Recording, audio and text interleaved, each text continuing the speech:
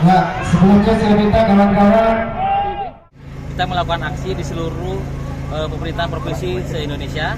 Hari ini kita tetap 6 isu yang kita angkat.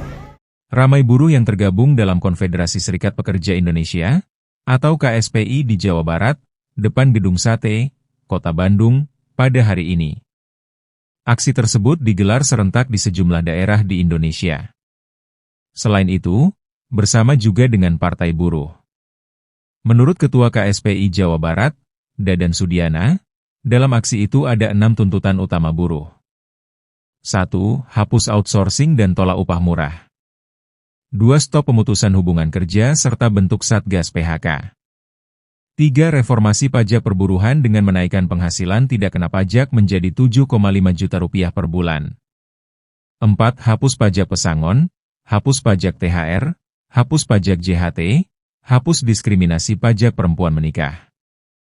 5. Sahkan rancangan Undang-Undang Ketenagakerjaan tanpa Omnibus Law. 6.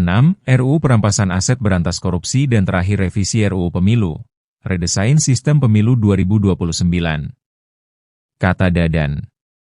Menurutnya, dengan mereformasi PTKP, diharapkan buruh bisa punya simpanan uang untuk kebutuhan lain.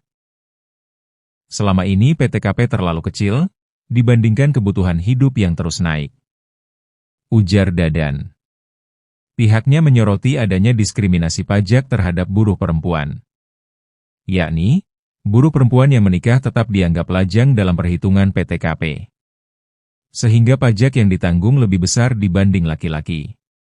Kondisi itu, berbeda dengan kenaikan gaji dan tunjangan anggota DPR yang pajaknya ditanggung negara.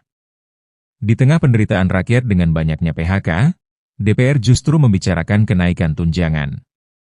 Kami menolak keras, ini sangat ironis. Kata Dadan.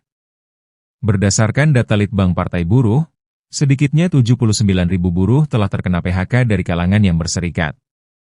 Angka itu, belum termasuk pekerja non-anggota serikat. Pihaknya mengingatkan pemerintah agar segera merealisasikan janji membentuk Satgas PHK, guna mengantisipasi gelombang pemutusan kerja yang lebih besar. Outsourcing masih marak, sudah jelas harus dihapuskan. Mahkamah Konstitusi menyebut sistem ini perbudakan modern. Ujar Dadan.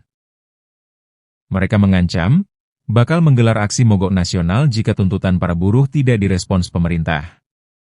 Ini baru awalan. Kalau tidak ditanggapi, kami akan menggerakkan seluruh buruh secara besar-besaran. Tidak menutup kemungkinan mogok nasional akan dilakukan. Kata Dadan. TKP untuk pekerja buruh kita dinaikkan jadi 7,5 juta. Lanjutnya juga terkait Satgas PHK yang sampai dengan saat ini masih belum dibentuk oleh pemerintahan pusat. Tentu ini sangat penting karena gelombang PHK yang terus-terusan ini harus ada antisipasi di pemerintah tentunya. Lanjutnya terkait dengan Undang-Undang Perampasan Aset yang saat ini masih belum ada kejelasan. Kita minta agar segera juga disahkan. Dan terakhir yang selanjutnya juga tentang Undang-Undang Ketenagakerjaan baru. Amanat dari putusan Mahkamah Konstitusi bahwa harus ada Undang-Undang Ketenagakerjaan baru maksimal 2 tahun setelah putusan yang tanpa Omnibus Law tentunya. Dan yang terakhir tentunya kita terkait juga dengan putusan Mahkamah Konstitusi tentang pemilu. Kita minta segera direvisi Undang-Undang Pemilu menyesuaikan dengan putusan dari Mahkamah Konstitusi. Kang, melihat komitmen dari gubernur pemerintah daerah lah ya, terhadap keberpihakan ke buruh gimana sejauh